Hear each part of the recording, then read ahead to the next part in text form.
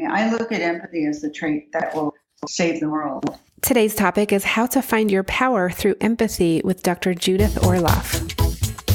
Welcome to the Well Woman Show, where we interview women executives, leaders, and entrepreneurs. And you're listening to the Well Woman Show, where motivated women achieve fulfillment and well-being. You're listening to the Well Woman Show. Take time for myself by coming to things like Well Woman Drinks. To be accepting of myself no matter what. Step away from judgment as much as possible. You're listening to the Well Woman Show. You're going to be in for a good ride. I don't regret anything. Everything I've ever done, I've learned from it, one way or another, good or bad. Being a little bit selfish for yourself, put your own oxygen mask on first and then give what's left. I'm a woman. I would prefer to tell my own story. My story, though it's very personal, is universal. You're listening to the Well Woman Show. And now your host, Giovanna Rossi. Hi, Giovanna Rossi here, and welcome to another episode of the Well Woman Show, where I interview women leaders, executives, and entrepreneurs about their lives and their road to becoming and being who they are today. Are you feeling burned out or finding it hard to focus on your goals? Or are you in transition? Well, you're not alone. We all need to activate our superpowers. These are the internal strengths and abilities we all already have but don't use all the time. Superpowers can be cultivated, and they include empathy, love, intuition, courage, and more. As always, this episode is brought to you by Well Woman Life, a global community of women living our best lives.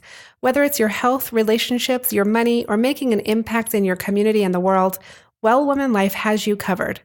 You've made a commitment to not settle, to use your voice, and to live your best life. Well Woman Life offers annual memberships, workshops, and retreats to support you. Check out wellwomanlife.com/Facebook to join our growing community. Now back to the show. This week's episode is brought to you by Well Woman Life, a global community of women who support each other without judgment to live our best lives. Before we begin, I want to let you know we had some audio issues during this interview, so you may hear a couple of crackling sounds, but it's very minor and shouldn't impact your ability to listen to the interview. And it's a great interview, so definitely stay tuned. Today's topic is how to find your power through empathy, and hopefully by the end of the show, you'll be inspired to tap into your empathy, find your intuitive guidance, and set boundaries to protect yourself. For those of you who attended the retreat or have attended any of my workshops, either in person or online, and you've learned about the Well Woman Life framework for living a well woman life, you know that a big part of it is intuition. And so this is a super important interview that talks a lot about intuition and a lot about tapping into that intuitive guidance. My guest today is Judith Orloff, MD, who is author of The Empath's Survival Guide, Life Strategies for Sensitive People. Dr. Orloff is a psychiatrist, an empath, and intuitive healer, and is on the UCLA Psychiatric Clinical Faculty. And I just found out she's actually going to be a speaker at a fabulous conference I went to in May earlier this year at the Chopra Center Women's Retreat. And I just saw she's going to be a speaker there. So we are in for a treat here. In this episode, Dr. Orloff and I talk about how we can say no as a complete sentence, how her intuition guided her to write 6 books, and 3 things you can do right away to tune into your empathy and your power. The free giveaway today is the Empath Self-Assessment, and you can get it at wellwomanlife.com/093show. I really like this giveaway because it helps you figure out quickly what type of empath you are. Before we begin, I want to let you know about the Well Woman Life holiday party on December 13th. We have people flying into town for this, and you should too. It's free for members, and tickets are available at wellwomanlife.com/events. You can also join the conversation in the Well Woman Life community group at wellwomanlife.com/Facebook. We'd love to see you there and hear about your experience with empathy. Now to my interview with Dr. Judith Orloff. Welcome to the program. Thank you. I'm so excited to talk to you. You, as we heard in the introduction, are a Western trained doctor, but you also have gone on to do lots of other things. Before we talk about sort of what you're up to and all of the things and your book and everything. I'd really love to get a sense of who you are in the world. And I always start off my interviews this way because I think that we are so much more than our titles. And I'd love for you to talk a little bit about who are you in the world today? Well, I'm a psychiatrist. I'm a traditionally trained MD. I did my education at USC Medical School and UCLA for my psychiatric residency. And I have a private practice now in Los Angeles, and I'm a psychiatrist. I'm also an empath. And that's what I wrote the Empath Survival Guide about, how to incorporate intuition, empathy, and, your sensitivities into the healing process. And so, I work as a psychiatrist, and I have a lot of empath patients who come to me and highly sensitive people who come to me who are overwhelmed in the world, and they are porous and they're open and they tend to absorb energy like other people don't. And so empaths are very open, they're loving, they're compassionate, they're wonderful people, but they tend to take on the stress of others. And so the focus of my work is really how to help sensitive people thrive and allow themselves to feel everything and develop their intuition, develop their spirituality, and also learn how not to absorb the stress of others. And so that's the focus of my work, my new book, and I've been on book tour for a couple months. Okay. I want to talk to you, follow up on a couple of things that you said. So do you use the word sensitive and the word empath interchangeably, or how do you distinguish that? Yeah, I don't really use the word sensitive too much. It's kind of an older word. So I use the word empath, but a sensitive can be a wider range, I think, in the old terminology of, psychic. It can include a lot of psychic things. And my definition of empath is that there are many types of empaths, and some of them include being an animal empath, people who could commune with animals deeply, being a dream empath, people who get guidance in their dreams, being an earth empath, being able to have a real deep connection with the earth and the earth's changes. Do you think, Dr. Orloff, that everyone has the potential to be an empath? It's just they haven't found it yet? They have the potential for empathy, but empath is a little bit different. An empath is on the high end of the empathic spectrum, meaning they not only have empathy and feel what's going on in other people, they actually absorb it into their own bodies, which for positive energy, that's beautiful. But for, all the difficult energies that are going on in our world, it can be really problematic. And so you have to learn tools how not to do that. Ah, okay. And do you find there's a difference, a gender difference with empaths? Like, are there more women who are empaths than men, or how do you view that? Well, it's interesting. I have an empath support group on Facebook, and I have about 9,500 people in it. And I would say 85% are women and 15% are men.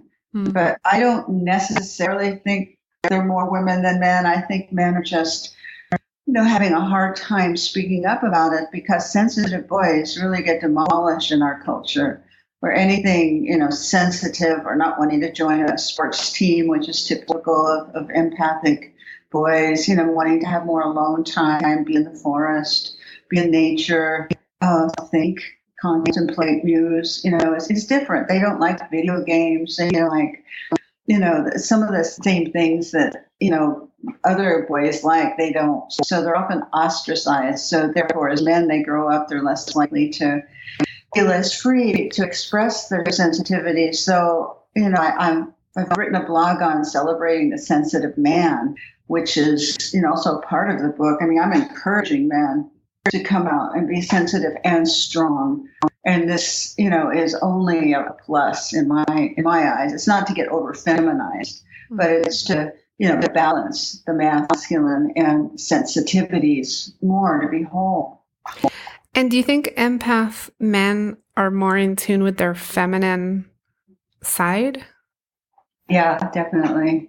That's part of it. Because they could flow more. They're not just, typically masculine, which is fix it, more linear, more, aggressive move forward with your plan as opposed to intuiting your plan, feeling into your plan. I think because empaths sense energy, the chi, the shakti that surrounds the body, they can sense a lot of what's going on between interactions. And that's very different than just seeing surfaces. Mm. And so what's the big picture with your work? Like, what are you trying to accomplish with working with people on this? I'm trying to help everybody embrace their power. And their power includes their sensitivities, and to integrate the linear mind with their spirituality, with their energy, with their intuition, to be whole, shining people rather than just disembodied heads who are just thinking and problem solving and so frustrated in the prison of the mind because they don't know how to extend the wisdom of the body and the wisdom of intuition and ultimately empathy. I mean, I look at empathy as the trait that will save the world. I think that's something that we all aspire towards. I just read a quote by one of my heroes, the physicist Stephen Hawking, who said empathy is the one trait he wants to expand and amplify in himself. That's the most important trait. And the Dalai Lama says empathy is the most precious of human qualities. And so it's something to really appreciate in yourself and develop. Okay. And so anyone who wants to become more empathic and learn how not to take on other people's stuff, you can feel for them, but not take it on. That's what the book is about. Okay. And you call it a survival guide. So can you give us some of the, can you give us a few tips to get started? Like how we should be thinking about this and what are some of the first things that we could try? Yes. Well, one of the chapters in the book is how to combat energy vampires, including narcissists. So in terms of doing that and protecting your energy, you have to learn how to set really clear boundaries. Mm-hmm. And to be able to say, no is a complete sentence, that you're able to say no in a very kind but firm tone. Or if somebody calls you talking about their life story and going around in circles about why their mother doesn't understand them and their boyfriend walked out on them and their boss, doesn't elevate them enough. They go around in circles for you to say, to have the 3-minute phone call, which is what I recommend in the book, and say, I love you so much. You're my friend, but I can only listen if you want to get into solutions after they've expressed themselves. And so you don't allow a 2-hour phone call to happen. You set the no boundary, and that protects your energy so that you're not drained. Because a lot of times people who are empathic, they tend to overgive. Yeah. And they give too much of their energy to others. And so learning how to set a boundary on that and realizing that to be a compassionate person, you don't have to take on other people's stuff or listen to them endlessly, because empaths need to practice self-care. Empaths love their baths, and people who are non-empaths might love water. To get into a bathtub and just allow the cleansing aspect of water to purify you and relax you.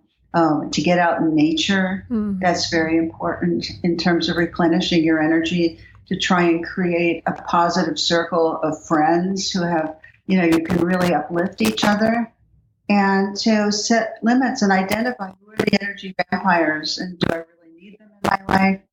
And if so, learn strategies, to minimize the problems that they cause in your system. And also just because if you're sensitive, you want to have positive energy coming in a lot, and you don't want to use your energy frivolously. You really need to have very compassionate energy management so that you can have your alone time, so that you can have time to think and meditate, rather than just pushing and doing and trying to figure things out all the time. Yeah. So I want to pick up on this, the tip you have about saying no, or setting the boundary around the 3-minute conversation.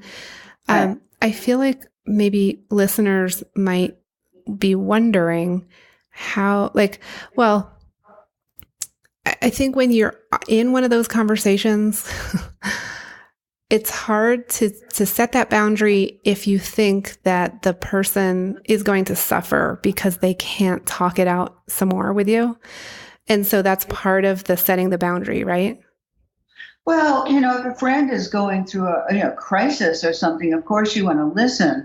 But where you start setting the boundary is that they keep repeating themselves over and over. They call the next night with exactly the same thing, right, and exactly the same thing. So it's about listening and being compassionate. But some people are in victim mode.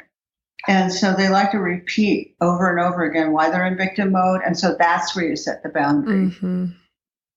Yeah. And a lot of times when we set boundaries, it's very positive and it really works. And other times you sometimes lose friends, right? Because if you're the friend supply and they just want to dump all their stuff on you, right? And that's how they define friendship. Yeah, but friendship is reciprocal, where you listen to each other and you're sensitive to your energetic needs. Mm-hmm. You don't want to just have dumpers. I have a section in the book on venting versus dumping. And dumping is where you just spew all your stuff onto another person. And venting is making a request to talk to somebody and not just taking them by surprise, saying, do you have time to talk about this now, or can we plan a time? And then sticking to one topic. Let's say you have one issue you want to deal with.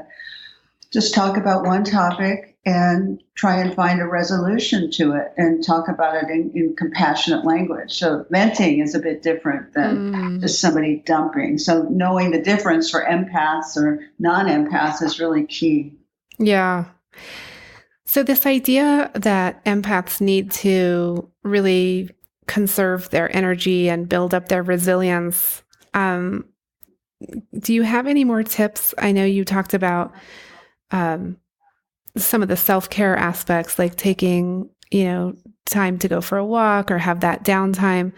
What else would you suggest if, for example, someone is, very busy and around people a lot and can't really get away to be by themselves?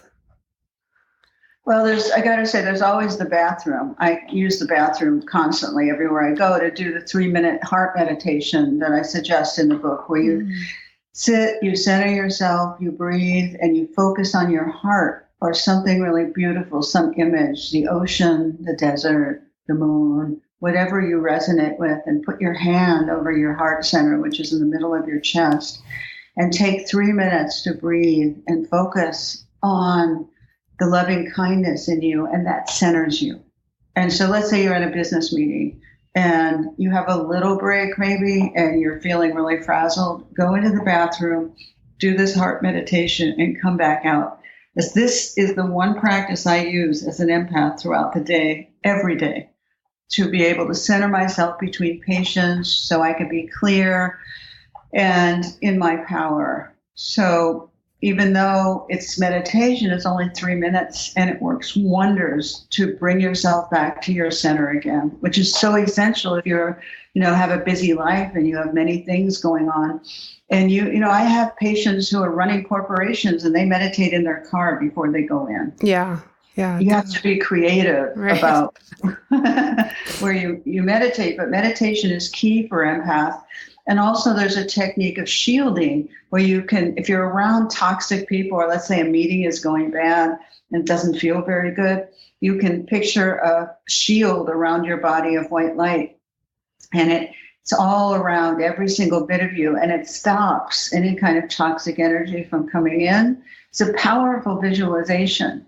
And it allows anything positive in, but it's semi-permeable, so it keeps the negative out or the difficult out. So that's a technique many therapists use to shield themselves. Let's say if they're, around a toxic patient in an emergency room, or nurses, use it a lot because they're on the front lines, really working with everybody.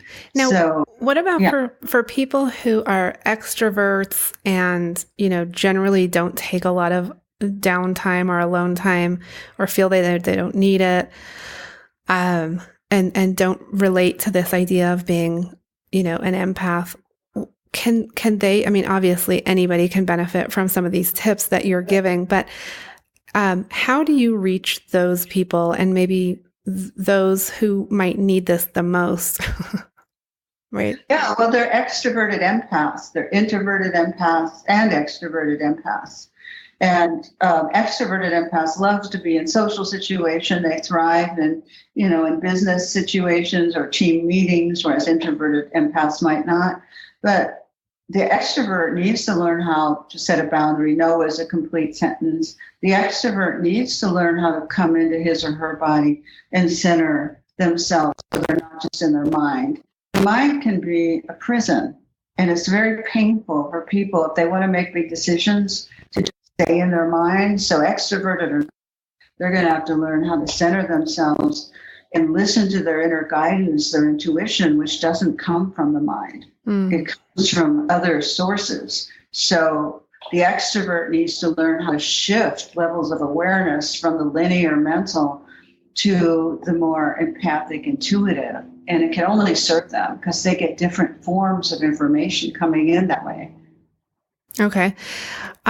Dr. Orloff, I want to move to the segment called Superpowers for Success. And this is where we talk more personally about you and how you have been able to do what you've done in terms of, your training and now building your business and publishing your book.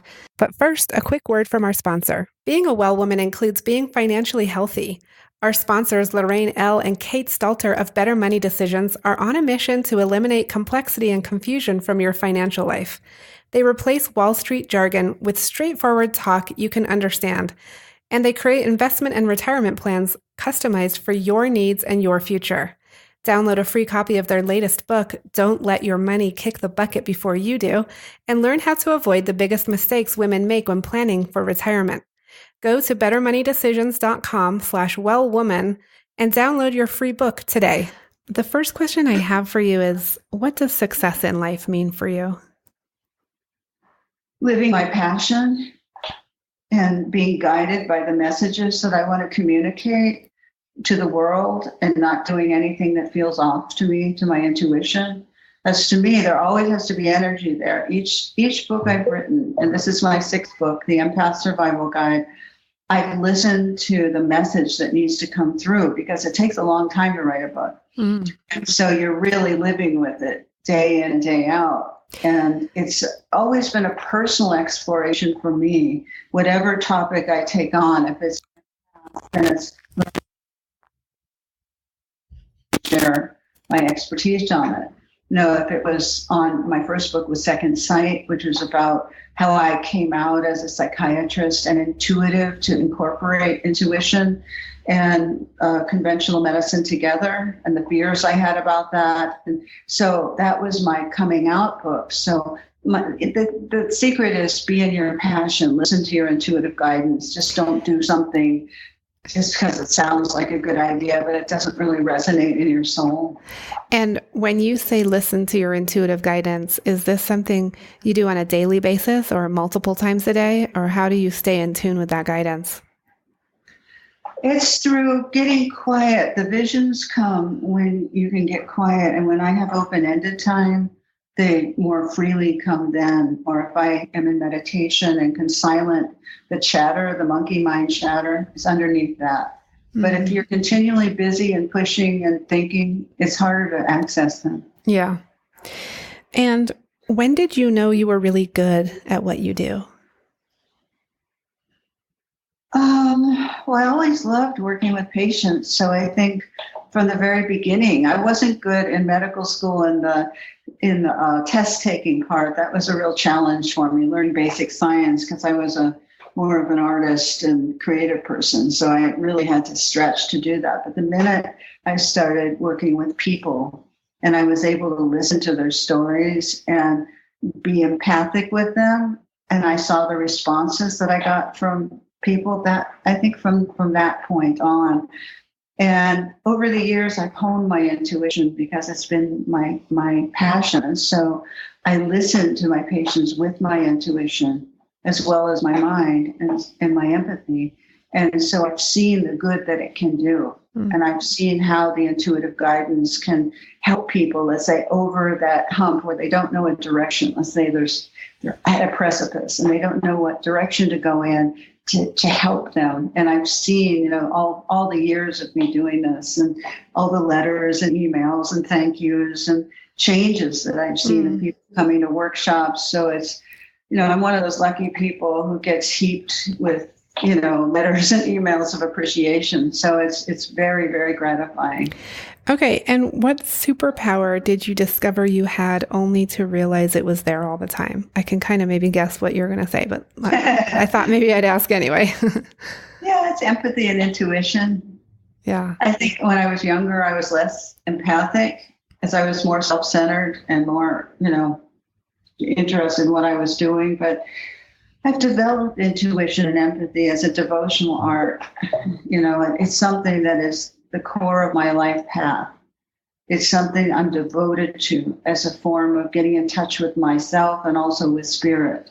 And so it's a very deep practice for me. And so I apply it to my work and my life to the best of my ability. And it grows every day and it changes every day, and it will continue until when I pass over.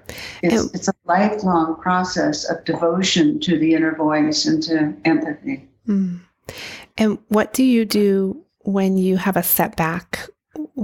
How do you come back after like kind of getting knocked down? Well, I express my emotions. I cry. I talk to a friend. I rest a lot. I sleep.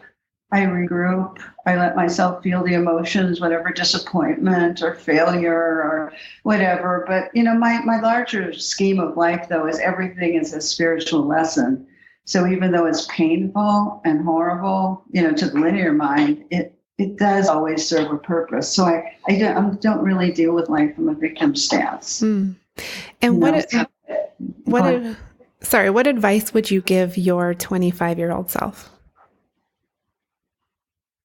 Trust your intuition. Don't talk yourself out of it. If it says don't get involved with that person, even though you're so attracted to them, don't go there.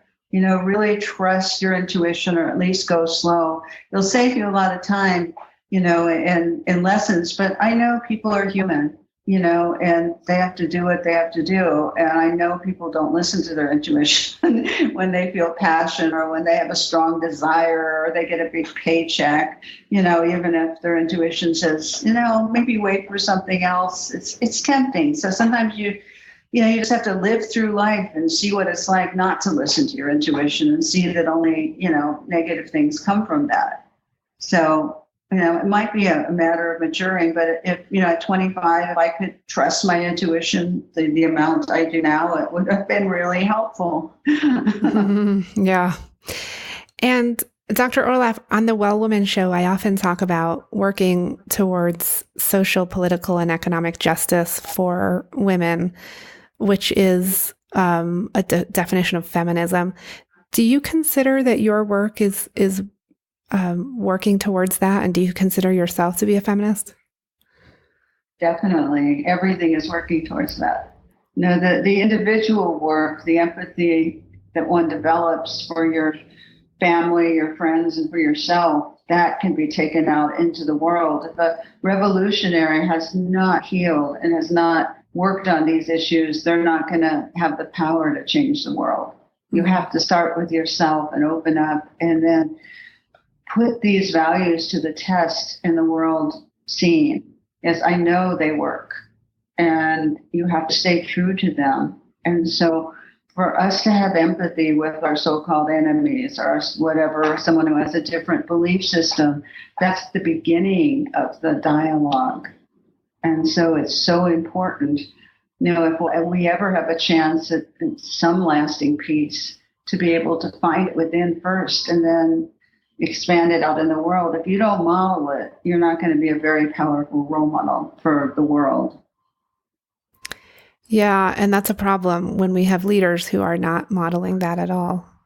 huge problems. We have leaders who are working out their childhood issues in the world scale. They're working out daddy and mommy issues, and it's scary. Yeah. Okay, last question for you on a lighter note, perhaps. What are you reading right now? What's on your nightstand? I am reading The Tantric Jesus, and it's about, early Christianity and its relationship to tantric spiritual practice. Oh, cool. Okay. Well, we'll link to that in the show notes. We'll also link to your website and your book. And I so appreciate you being on the show. It's been a pleasure speaking with you. Oh, thank you. I really enjoyed it. That's it for our show today. Remember, if you need support to live your Well Woman life, head over to wellwomanlife.com/Facebook to join us. Our monthly live event, Well Woman Drinks, brings women together to share our successes and challenges as women, leaders, moms, aunts, sisters, and all the other roles we carry. If you'd like to attend a Well Woman Drinks near you, or if there isn't one in your city yet and you'd like to start one, email info@wellwomanlife.com. If you enjoyed the show, please take a moment and subscribe in iTunes and leave a review. This helps raise visibility, which is super helpful when it comes to producing the show every week. For feedback, comments, or just to let me know you were listening today, find me on Facebook, Twitter, and Instagram @WellWomanLife. I'm Giovanna Rossi for The Well Woman Show. Until next time, have a super powerful week.